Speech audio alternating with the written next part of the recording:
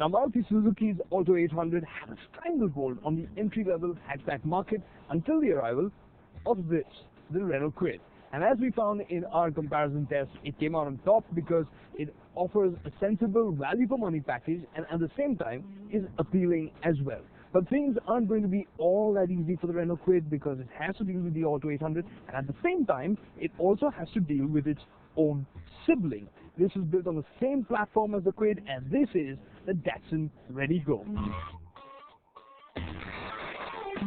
So while Renault may have stepped things up with a new 1-liter version of the Kwid, we've got the two 800cc versions here to see which one is the better pick.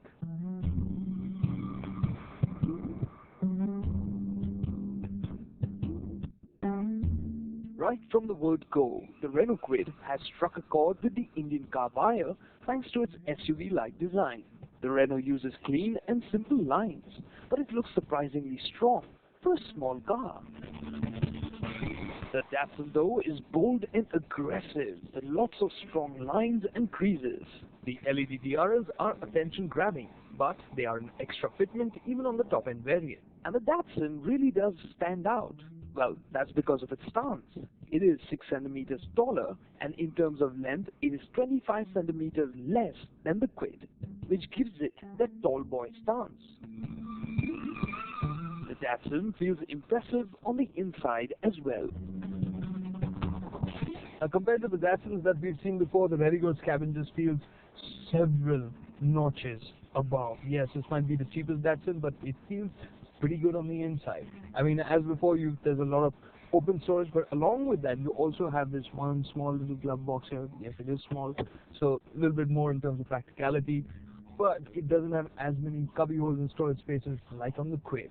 The other area where it feels to miss out a little bit, at least from my standpoint, and here in the driver's seat, is in terms of elbow room. I really wish there was a little bit more.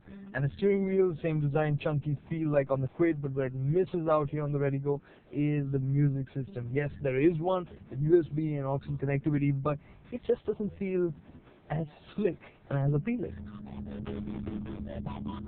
And when you look around the cabin, there is lots of exposed metal, all in a bid to keep costs down. But you will appreciate some other aspects. And where the Redigo really scores is in terms of the back seat. I mean, you've got lots of headroom, and there is more knee here than on the Kwid. You sit a little bit higher up, you've got better under-thigh support, and the seat squab is really quite long actually. So it feels very nice and supportive. But to liberate this room here in the front, they've compromised a bit in terms of features. The 222-liter boot is on the smaller side, and since the loading lid is quite high, it is a bit difficult to use. The Kwid's boot is much easier to load luggage into, and it offers 300 liters of storage. The Kwid's backseat, although spacious enough, doesn't have as much knee room as the Redigo. And as we step into the front, we'll start with a complaint, and this is to do with the latch mechanism of the dash-top glove box, which fails all too soon.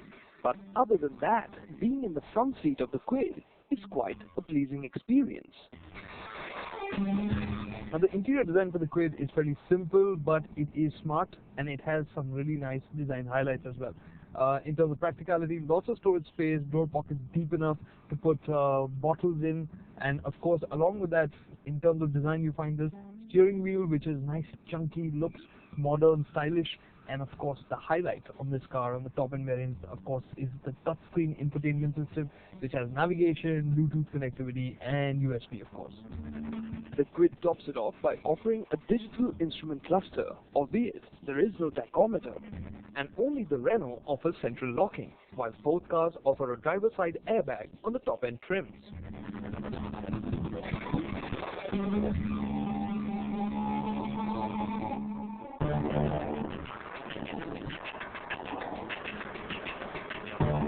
You'd imagine that as they are derived from the same platform, they would feel quite similar to drive.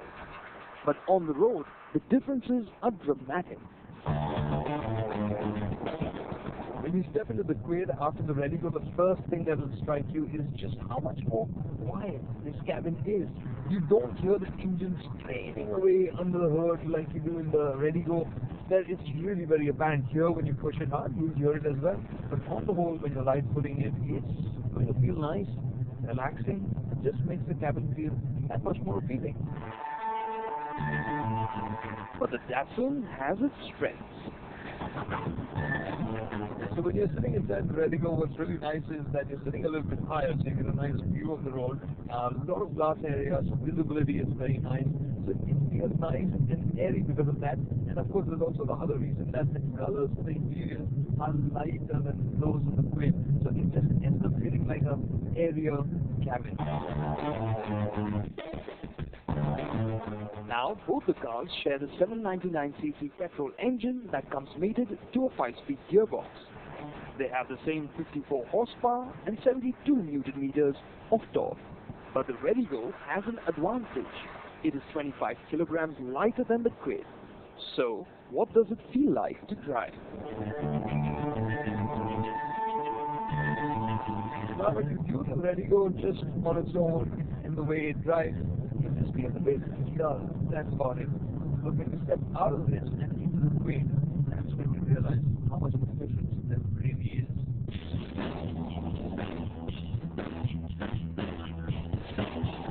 The acceleration times prove this amply. The Datsun was slow to 60 kph, and at 100 kph, the gap between the two siblings was nearly 2 seconds.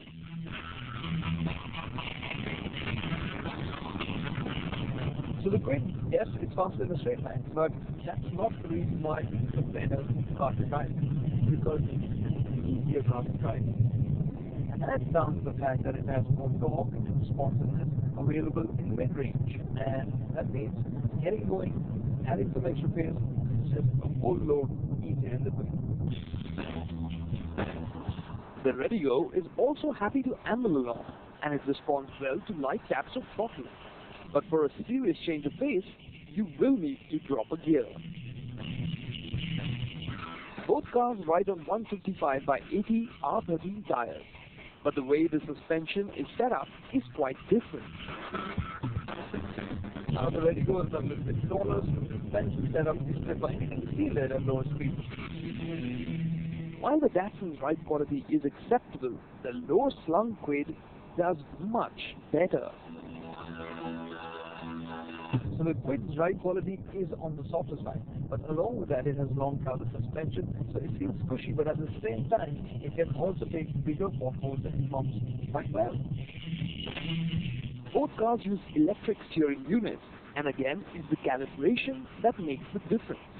The Redigo steering feels too light, and this tall boy has a lot of body roll, so it isn't a car that you want to chuck around. I know these cars are your fun cars to drive, but the Kwid is the nicer car to steer. Well, firstly because the steering doesn't feel twitchy, so even when you're tracking straight, you don't have to keep giving it keys. And when you chuck it into a corner, it just feels more predictable and more short-lived.